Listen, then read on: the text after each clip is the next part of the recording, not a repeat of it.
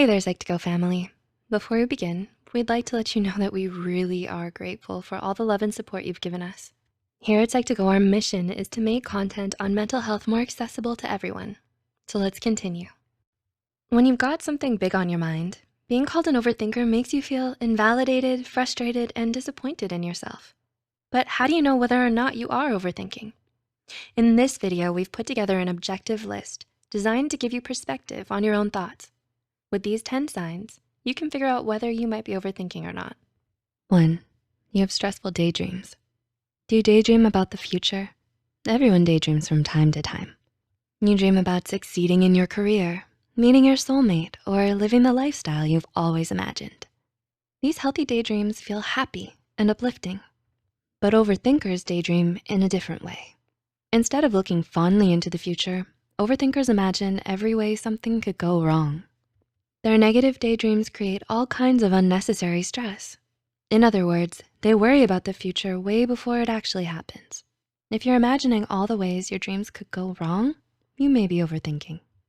2, you feel vulnerable. Overthinking places you in a vulnerable state of mind. You're trying to solve your problems, but it feels like you're not making any progress. You feel angry and helpless, which tanks your mood and brings deep insecurities to the surface. In moments like these, people may overreact to small problems or get defensive when loved ones offer a helping hand. If you're feeling especially vulnerable, you may be overthinking. So step back and take a breath. Then you may realize things aren't as bad as they seem. 3, you're indecisive. Have you gone back and forth 20 times on the same decision? Overthinking ruins your ability to make firm, decisive choices. When all the options are swirling through your head, it feels like there's no right answer. Like every solution is just another dead end. If you're stuck wondering what path to follow, you may be overthinking. 4, you can't concentrate. Most people overthink when trying to solve a problem in their life, but overthinking actually hurts your concentration. A 2003 study by Lyubomirsky and others found that overthinking, also known as rumination, damages your ability to focus. When you're overthinking, your brain gets cluttered and distracted, so you stop making progress. You stop moving forward. If you're spending all your time thinking and none of your time doing, you're probably overthinking. 5, you're constantly anxious. How often do you feel anxious? Hundreds of studies have discovered links between overthinking, also known as rumination, and anxiety. When you feel insecure or doubtful about something, your anxiety stimulates nervous, unhelpful thoughts. Not only do these thoughts cloud your judgment, they also create even more anxiety. In other words, anxiety and rumination feed off each other, while heavily impacting your mood and motivation. A book by Nolan Hoeksema explains that ruminators have significantly more anxiety than the average person. So if your thoughts are making you anxious, you may be thinking too much. 6, your bad mood won't go away. Have you been in a bad mood all week? According to a 2000 study by Davis and Nolan, people who ruminate experience longer, more intense periods of negativity. They find themselves stuck in a rut for days or weeks on end. The problem is people cope with negativity by overthinking, but overthinking only worsens your state of mind. If your bad mood just won't go away, you may be overthinking. 7, you avoid things you like. When you're overthinking, your thoughts take over your life. It may feel like you can't do anything but focus on these unsolvable problems. Even your favorite activities start to lose their spark. A 1993 study by Lyubomirsky and Nolan found that people avoid their hobbies when they're overthinking. Whether you like to write, paint, or exercise, your passion begins to dwindle because your mind is clouded by doubt and anxiety. If you're thinking so much that you start to avoid your favorite activities, you might be overthinking. 8, you reinterpret old memories.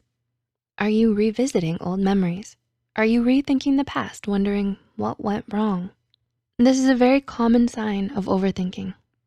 A 2006 study by Starr and Moulds found that ruminators, especially those struggling with anxiety and depression, replay past events in their heads. If you're revisiting embarrassing moments and missed opportunities, you're probably overthinking. 9, you want a deeper reason.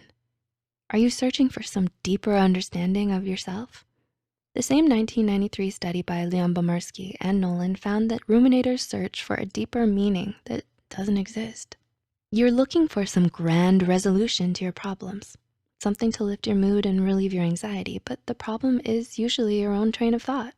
And 10, you've experienced this before. If you're overthinking now, you've probably done it before. The same 2000 study by Davis and Nolan found that overthinkers ruminate over and over and over again. Each time you run into a problem, mental or physical, you may overthink and drive your mood into the ground. So think back on the last time you felt the way you do now. Was it yesterday?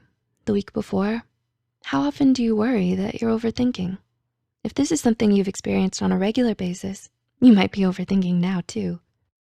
Do you relate to any of these signs? Have you ever caught yourself overthinking? How did you know? Tell us about your experiences in the comments section below. If you have someone in your life who's overthinking and you wanna be there for them, offer them a hug or a shoulder to cry on. Help them see that there is hope and that things will get better. Let them know you care about them and that they're not alone in this. You might not completely understand or know what to say, but it'll mean a lot to them if you show them that they're not alone and that you truly do care. And if you know someone who may benefit from online counseling, we actually partnered up with BetterHelp, an affordable online counseling platform that you could utilize.